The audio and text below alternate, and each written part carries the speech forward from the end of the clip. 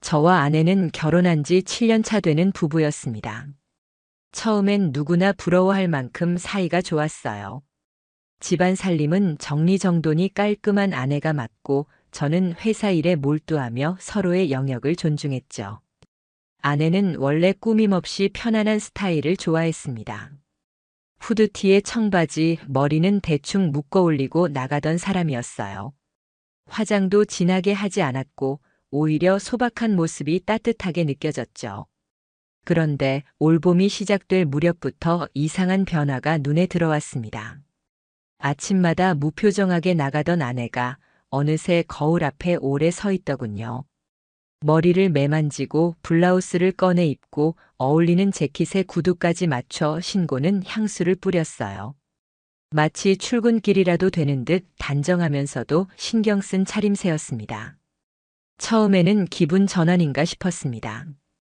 계절이 바뀌면 누구나 옷차림이 달라질 수도 있으니까요. 하지만 타이밍이 이상했습니다. 그 변화가 시작된 시점이 아내가 정신과 상담을 받아보려고 한다라고 이야기한 때와 정확히 겹쳤기 때문입니다. 요즘 왠지 불안해서 그래. 불면증도 심하고 상담이라도 받아야 할 것 같아. 처음엔 그 말을 의심하지 않았습니다. 요즘 정신과 상담은 흔한 일이라고 생각했으니까요. 게다가 아내가 다닌다는 병원은 도심 한복판 고급 빌딩 안에 있고 예약이 꽉 찬 유명한 곳이었습니다. 담당 의사는 남자 원장이었고 아내는 그와 상담을 시작했습니다.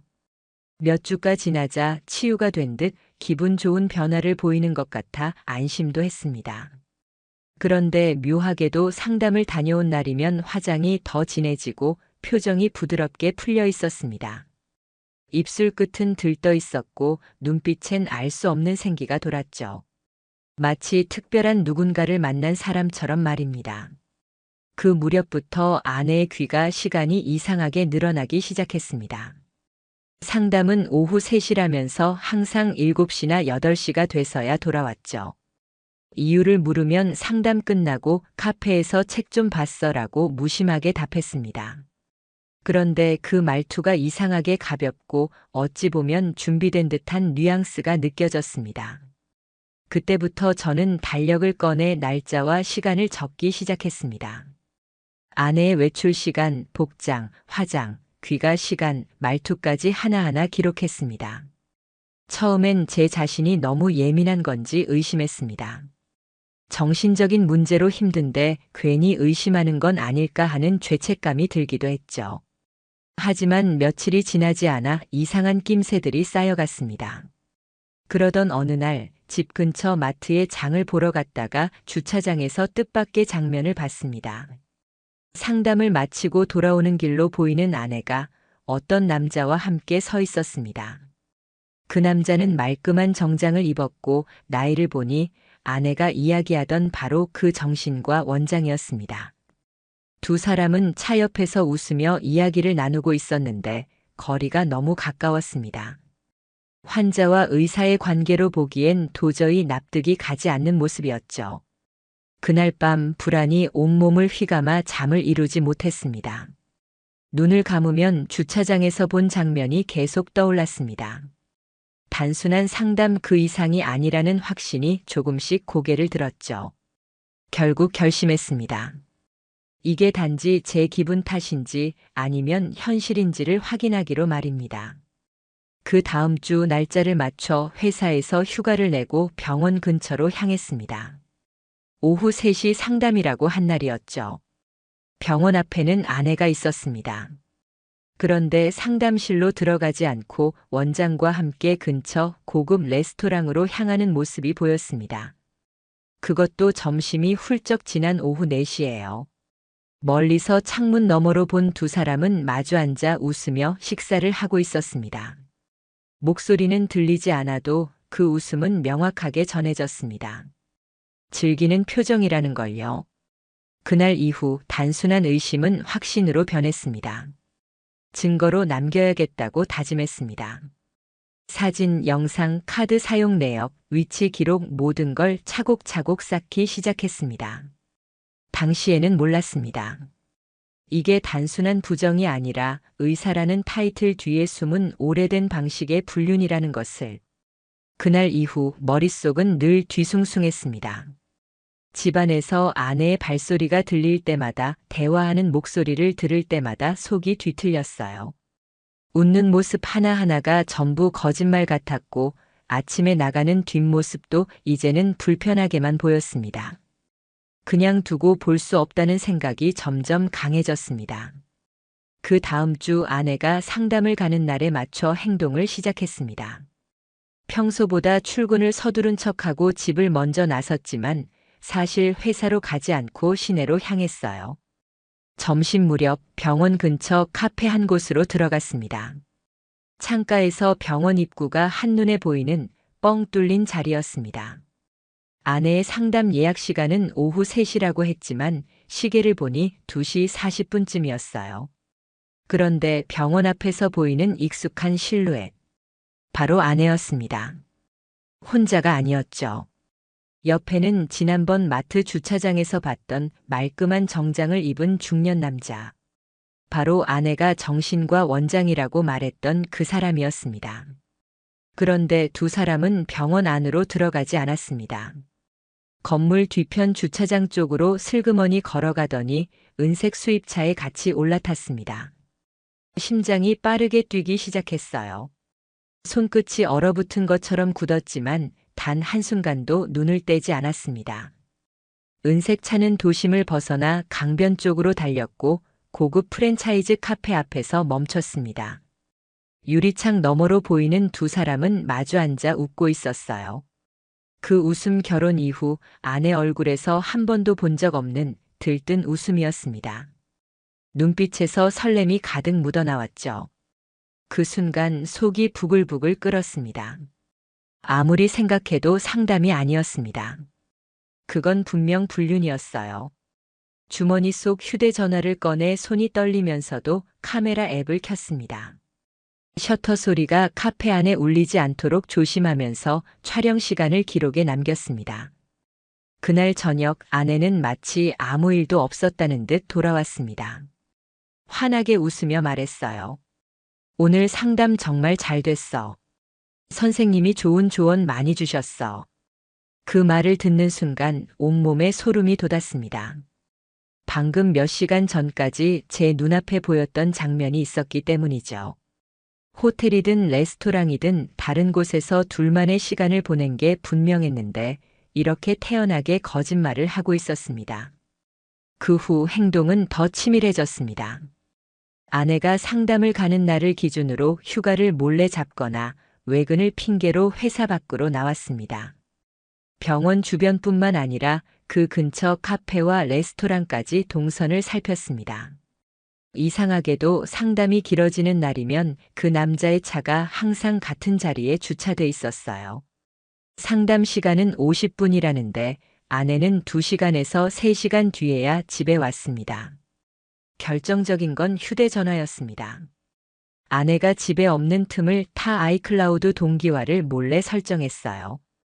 자동으로 저장된 사진과 메신저 기록이 제 계정으로 넘어오도록 한 겁니다. 그렇게 몇 날 며칠을 지켜본 끝에 심장이 내려앉는 장면을 봤습니다. 메신저 기록 속에서 아내와 그 남자가 나눈 대화가 남아 있었어요. 오늘도 그 시간 너무 빨리 지나갔어요. 다음 주엔 더 오래 같이 있어요. 그 남자의 프로필 사진 속 배경에는 병원 진료실이 있었고 그의 이름이 적힌 명패가 선명하게 보였습니다. 제 눈앞이 뜨겁게 타오르는 것 같았습니다. 의사, 기혼, 그리고 제 아내와 불륜 관계. 퍼즐 조각처럼 모든 것들이 한순간에 맞춰졌습니다. 그날 밤 아내가 샤워하는 동안 병원 홈페이지를 켰습니다. 원장 소개란에 그의 경력과 가족 사항이 적혀 있었는데 배우자, 2자녀라는 문장이 눈에 들어왔습니다. 치밀어 오르는 분노를 참을 수 없었어요. 제 아내는 환자라는 이름 아래 기혼자인 의사와 몰래 시간을 보내고 있었던 겁니다. 다음 날부터는 증거 수집이 본격적으로 시작됐습니다. 사진, 영상, 메신저 기록, 통화 내역, 카드 결제 내역. 단 하나도 빠짐없이 챙겼습니다. 아내의 카드 내역에는 상담료 외에도 병원 근처 고급 레스토랑, 호텔 라운지에서의 결제가 반복적으로 찍혀 있었어요. 결제 시각과 병원 CCTV 운영 시간까지 기가 막히게 맞아떨어졌습니다. 결국 모든 자료를 들고 경험 많은 변호사를 찾아갔습니다. 이야기를 들은 변호사는 서류를 훑으며 말했어요. 정신과 의사와 환자의 관계라 도덕적으로, 법적으로 크게 불리합니다. 증거가 이 정도면 위자료도 많이 받을 수 있습니다. 그 말을 듣는 순간 확신이 들었습니다. 이건 단순한 배신이 아니라 철저하게 무너뜨려야 될 악질적인 파괴 행위라는 사실이요. 변호사와 만나고 돌아오는 길 머릿속은 이미 복수의 계획으로 가득 차 있었습니다. 여기서 멈추면 안 된다고 생각했어요.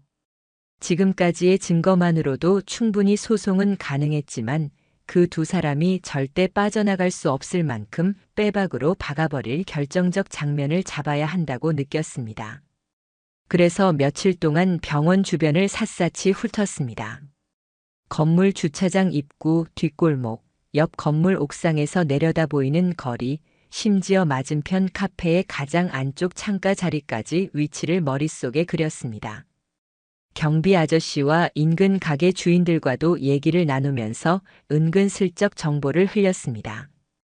혹시 이 건물에 은색 독일차 타는 원장님 있다고 들었는데요 라고 묻자 다들 쉽게 차 번호와 주차 습관까지 알려줬습니다. 은색 독일 세단, 지하 2층 A 구역에 주차하는 게 습관이라더군요. 드디어 결정적인 날이 다가왔습니다. 아내의 상담일 오전부터 차량을 세워두고 대기했습니다. 두 손은 땀으로 젖고 심장은 귀 바로 옆에서 고동치는 것처럼 쿵쾅거렸습니다. 오후 2시 55분 아내가 병원으로 들어가는 모습이 보였습니다. 잠시 후 3시 상담이 시작될 시간. 그런데 3시 40분쯤 병원 뒷문이 열렸습니다. 거기서 나온 건 아내와 그 의사였습니다. 두 사람은 병원 정문이 아닌 뒷문을 조심스럽게 나와 바로 옆 골목에 세워둔 은색 세단 쪽으로 걸어갔습니다. 주변을 흘끗 살피며 타는 모습은 아무리 봐도 그냥 퇴근길이 아니었어요. 그 차를 몰아 좁기 시작했습니다. 강변로를 달려 도심 밖으로 나가더니 강가 옆 고급 레스토랑 앞에서 멈췄습니다. 유리창 너머로 본 장면은 분노를 한층 더 끌어올렸습니다. 두 사람은 마주 앉아 웃으며 식사 중이었고 아내의 눈빛은 완전히 풀려 있었습니다. 포크로 음식을 집어 상대의 접시에 놓아주기도 했죠. 그 모습은 결혼 생활 내내 단 한 번도 보여준 적 없는 애정 어린 모습이었습니다. 저도 모르게 숨이 막혔습니다. 손이 덜덜 떨렸지만 카메라 셔터를 연달아 눌렀습니다. 식사가 끝난 뒤 레스토랑을 나선 두 사람은 강가를 걸었습니다. 의사는 자연스럽게 아내의 어깨에 손을 올렸고 아내는 전혀 거부하지 않았습니다. 아니, 오히려 미소 지으며 그 손길을 받아주고 있었습니다. 방금 전까지 맛있게 식사하던 그들이 이제는 산책로에서 연인처럼 걷고 있는 모습이 증거로 프레임 안에 하나씩 갇혀갔습니다. 이쯤 되면 끝난 거라고 생각했는데 진짜 끝은 아직 아니었습니다. 다시 차에 타더니 한참을 달려 이번에는 한 호텔 지하 주차장으로 들어갔습니다. 순간적으로 머릿속이 하얘졌습니다. 하지만 감정에 휩싸일 때가 아니었죠. 호텔 이름, 입구 위치, 주변 CCTV 각도까지 바로 눈에 담았습니다. 호텔 건너편 카페로 들어가 자리를 잡았습니다. 시간이 참 잔인하게도 느리게 흘렀습니다. 커피는 식어버렸고 손톱은 이미 반쯤 뜯겨 있었습니다. 약 2시간 정도가 지났을 무렵 호텔 출입문이 열리고 두 사람이 나왔습니다. 아내의 머리는 어딘가 흐트러져 있었고 의사는 상의를 벗어 팔에 걸친 채 나왔습니다. 두 사람의 표정은 마치 아무 일도 없었다는 듯 차분해 보였지만 모든 게 눈앞에서 너무나도 명백했습니다. 그 장면을 연속으로 촬영했습니다. 자동차 번호판, 호텔 입구 CCTV 위치, 두 사람이 걷는 영상까지 완벽하게 담았습니다. 이 순간 이상하리만큼 감정이 사라졌습니다. 분노도 실망도 충격도 다 빠져나가고 오직 차가운 확신만 남았습니다. 이제 너희는 끝났다. 그 끝을 내가 만든다. 그날 밤 변호사에게 전화를 걸었습니다. 현장 사진과 영상 다 확보했습니다. 주차장 CCTV, 호텔 입구 CCTV, 차량 번호 모두요. 변호사는 웃으며 단호하게 말했죠. 이 정도면 저쪽은 도망가고 싶어도 못 도망칩니다. 다음 날 아침 계획대로 변호사 사무실로 향했습니다. 지난밤 늦게까지 한 장면도 빠뜨리지 않으려고 증거들을 정리하느라 눈이 충혈됐어요. 두꺼운 봉투 안엔 사진, 영상, 카드 내역, 통화 기록, 위치 기록, 그리고 호텔 주차장 출입 확인 요청서까지 전부 넣었습니다. 한 장 한 장 손으로 만질 때마다 부글부글 끓던 분노가 다시금 올라왔습니다. 이건 더 이상 부부 문제나 단순한 외도가 아니었습니다. 제 삶을 고의적으로 짓밟은 범죄와도 다름없었죠. 사무실에 도착하자 변호사는 꼼꼼하게 자료를 확인했습니다. 호텔 주차 기록과 차량 번호, CCTV 캡처를 내밀자 고개를 천천히 끄덕이며 말했어요. 이건 법정에서 100% 증거로 인정됩니다. 변명은 불가능합니다. 그 한마디에 온몸이 차갑게 식었습니다. 그 말이 주는 확신이 얼마나 단단히 가슴을 조이는지 직접 느껴졌습니다. 소장은 곧바로 작성됐습니다. 상간남 소송과 함께 이혼 소송을 동시에 진행하는 걸로 결정됐죠. 계약서에 사인하는 순간 손끝이 약간 떨렸지만 시선은 흔들리지 않았습니다. 이제 이 결혼은 끝났다는 사실이 머릿속에 새겨진 듯 굳어져 있었으니까요. 며칠 후 변호사에게서 연락이 왔습니다. 상간남 측에 내용 증명이 발송됐다는 소식이었어요. 그 순간 눈앞에 그 의사의 얼굴이 떠올랐습니다. 환자와 불륜을 저질렀다는 사실이 공식 기록에 박히는 순간 그의 인생이 송두리째 흔들릴 거라는 걸 생각하니 묘한 쾌감이 몰려왔습니다. 불과 일주일 만에 변화가 나타났습니다. 아내가 갑자기 상담을 가지 않기 시작했어요. 집에 있는 시간이 길어졌고 표정엔 평소에 없던 불안이 스며 있었습니다. 손가락 끝을 물어뜯고 휴대전화를 들여다보다가 갑자기 바닥에 내려놓는 모습이 반복됐습니다. 그 불안이 무엇 때문인지 뻔히 보였습니다. 며칠 뒤 아내가 드디어 입을 열었습니다. 요즘 왜 이렇게 차갑게 대해? 무슨 일 있어? 그 목소리는 불안과 초조가 뒤섞여 있었어요. 저는 담담하게 대답했습니다. 있지. 그리고 곧 알게 될 거야. 순간 아내의 눈빛이 미세하게 흔들렸습니다. 단번에 직감한 듯한 표정이었죠. 그날 저녁 변호사 전화를 받았습니다. 상간남 측 변호사에게서 연락이 왔습니다. 상대가 상당히 당황한 상태입니다. 그의 아내가 이미 소장을 받아든 상황이었고 병원 직원들 사이에서도 소문이 흘러나갔다고 했습니다. 병원 운영에도 직접적인 타격이 갈 수밖에 없는 상황이었어요. 특히 환자와의 부적절한 관계는 의료계에서 치명적인 오점이었죠. 그리고 더 충격적인 소식이 들려왔습니다. 의사 쪽에서 합의를 원한다고 합니다. 조건이 조금 특이합니다. 그 조건은 자신의 불륜 사실이 병원 평판에 퍼지지 않도록 위자료를 전액 선불로 지급하겠다는 것이었습니다. 액수는 예상보다 훨씬 컸어요. 그만큼 본인의 사회적 지위를 지키고 싶은 마음이 간절하다는 걸 의미했습니다. 하지만 대답은 단칼에 잘랐습니다. 아니요. 합의 안 합니다. 끝까지 갑니다. 이건 돈의 문제가 아니었습니다. 책임의 문제였고 기록으로 남겨야 하는 일이었죠. 그 둘이 저를 속이고 제 가정을 짓밟은 대가를 반드시 사회와 법 앞에 드러내야 했습니다. 며칠 후 새로운 사실이 드러났습니다. 그 의사는 아내 외에도 다른 여성 환자와 비슷한 관계를 여러 번 맺어왔다는 겁니다. 일부는 병원을 아예 떠나 지방으로 이사 갔다는 얘기도 들렸습니다. 알고 보니 제 아내만 타깃이 아니었던 겁니다.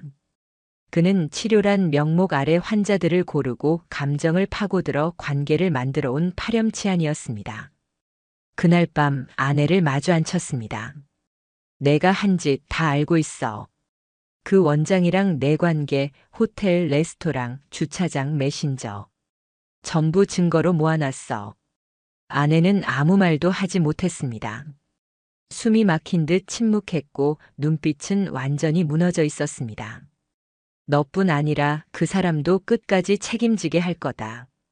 그 말은 단호했고 아내의 표정은 그 자리에서 굳어졌습니다. 마침내 싸움은 더 이상 피할 수 없는 국면에 들어서고 있었습니다.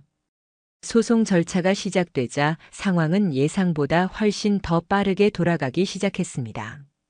변호사 말로는 상대 쪽에서 생각 이상으로 불안해하고 있다 했어요.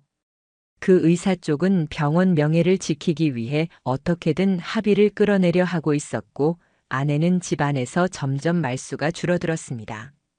식탁에 마주 앉아도 숟가락을 멍하니 들고 있는 시간이 길어졌고 휴대전화를 움켜쥔 채 눈빛이 허공을 헤매는 순간이 많아졌습니다. 그 주 초 변호사가 법원 접수 확인서를 보내왔습니다. 상간남 소송과 이혼 소송, 두 건 모두 공식 접수 완료. 문서에 찍힌 선명한 도장과 날짜를 보는 순간 심장이 쿵 하고 내려앉는 듯 하면서도 묘하게 차가운 전율이 번졌습니다. 이제 게임은 시작됐다. 라는 말이 절로 떠올랐습니다. 그런데 며칠 뒤 황당한 움직임이 포착됐습니다. 아내가 제 변호사에게 몰래 연락을 시도한 겁니다. 저를 피해 이혼만 조용히 끝내면 안 되겠냐면서 조건으로 위자료 감액과 상간남 소송 취하를 제안했다고 했습니다. 변호사는 그 통화를 듣고 바로 제게 알렸습니다. 대답은 단 한마디였습니다. 절대 안 합니다. 목소리가 한 번도 흔들리지 않았어요. 이건 돈 몇 푼으로 덮을 일이 아니었으니까요. 며칠 후 의사 쪽에서 보내온 첫 번째 답변서를 받아봤습니다. 그 내용은 더 가관이었어요. 환자의 정신적 안정을 위해 치료 외 활동을 함께 했을 뿐 부적절한 관계는 없었다. 호텔 주차장 CCTV, 차량 번호판, 호텔 방 결제 내역, 호텔을 나오는 장면까지 다 모아두고도 끝까지 발뺌을 하는 그 뻔뻔함이 역겨웠습니다. 다음 재판 기일에는 병원 홍보팀과 직원 명단, 원장 가족까지 증인 신청하세요. 그리고 증거는 전부 제출합니다. 제가 단호하게 말하자 변호사는 짧게 웃으며 고개를 끄덕였습니다. 이 정도면 상대 쪽이 먼저 무너집니다. 법정 첫 기일 의사는 직접 나오지 않았습니다. 대신 변호사만이 서류를 낑낑 들고 나왔죠. 아내 역시 출석 의무가 없었지만 그날따라 법정 앞 대기실에 조용히 나타났습니다. 화장은 거의 지웠고 눈 밑에는 깊은 다크서클이 내려와 있었습니다. 저를 스쳐 지나가며 작게 한숨을 내쉬었지만 시선은 주지 않았습니다. 재판이 시작되자 판사는 제출된 증거를 하나씩 확인했습니다. 호텔 출입 기록과 차량 번호, 카드 결제 내역까지 또박또박 읽어 내려갔습니다.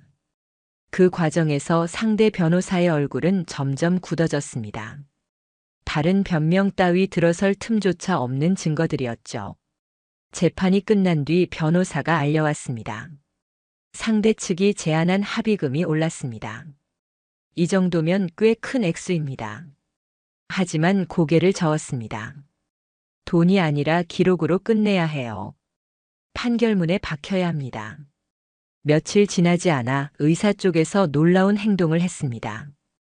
병원 홈페이지에서 원장 소개란을 삭제했고 상담 예약을 전면 중단했습니다.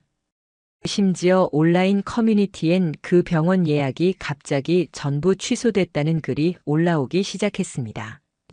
일부 환자들이 이미 환불을 요구하고 있다고도 했습니다. 그가 그렇게 두려워하던 일이 현실로 번져가고 있었죠. 아내 역시 이상하게 변해갔습니다. 예전엔 하지 않던 집안일을 스스로 하려고 했고 식탁에서 밥을 먹으며 멍하니 있는 시간이 늘어갔습니다. 그 불안한 기색은 감출 수가 없어 보였습니다.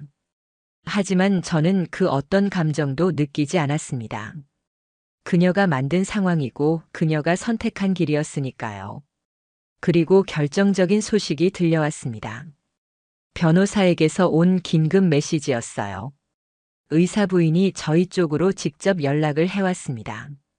남편의 불륜을 인정했고 이혼 절차를 준비 중이라고 합니다. 그 순간 깨달았습니다. 이건 저 혼자만의 싸움이 아니었다는 걸. 그 의사 때문에 무너진 삶은 한 집안이 아니었던 겁니다. 그 사실이 이상하게도 차갑지만 묵직한 위로처럼 느껴졌습니다. 두 번째 기일이 다가온 날 아침부터 마음이 유난히 가라앉았습니다. 오늘이 사실상 승부가 갈리는 날이라는 걸 온몸이 알고 있었죠. 책상 위에는 이미 전날 밤까지 정리한 두꺼운 서류철이 놓여 있었고 그 안엔 호텔 출입 시각, 주차장 CCTV 캡처 차량 번호, 카드 결제 내역, 그리고 두 사람이 호텔에서 나오는 장면을 담은 영상까지 모두 들어 있었습니다. 증거 하나하나가 칼날 같았어요. 법원 대기실에 들어서니 이번엔 그 의사가 직접 나와 있었습니다. 말끔한 양복 차림이었지만 얼굴은 창백했고 눈빛은 여기저기를 불안하게 흔들고 있었어요.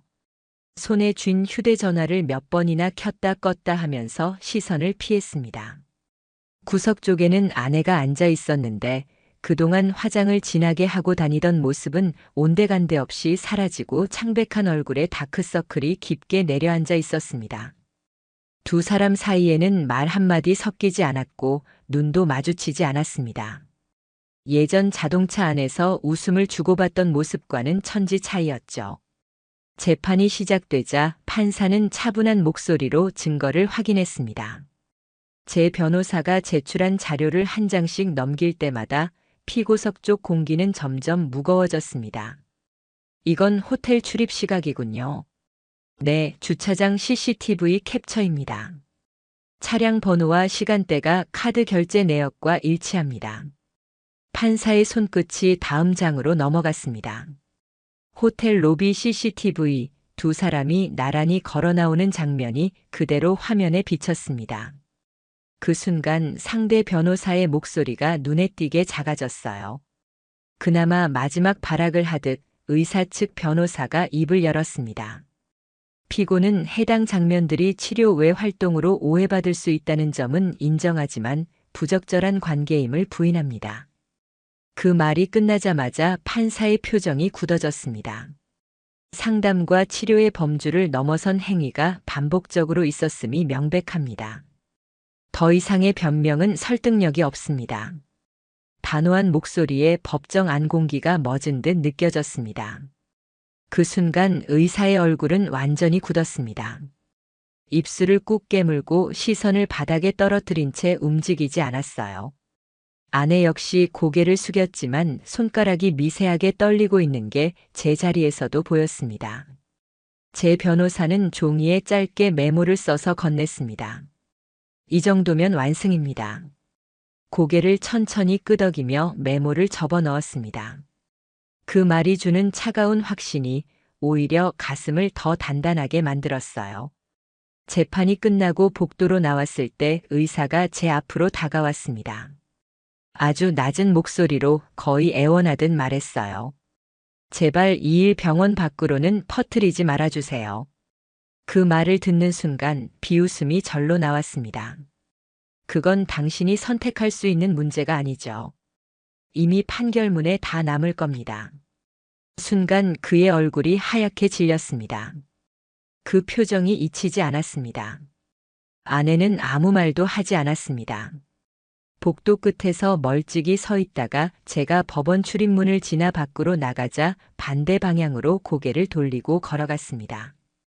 그 뒷모습을 보는 순간 이 사람과의 모든 관계가 머릿속에서 완전히 잘려나가는 느낌이 들었습니다. 며칠 뒤 판결문이 도착했습니다. 상간남인 의사에게 위자료 3천만 원 지급 판결, 그리고 병원과 의사 이름이 그대로 기록돼 있었습니다. 이혼 소송도 재청구가 전부 인용됐습니다. 그 결과 아내는 재산 분할 없이 집을 나가야 했고 의사는 의료계에 씻을 수 없는 오점을 남겼죠. 판결 소식이 전해진 후 의사의 병원은 곧 홈페이지가 폐쇄됐고 예약 전화도 받지 않는 상태가 됐다고 들었습니다.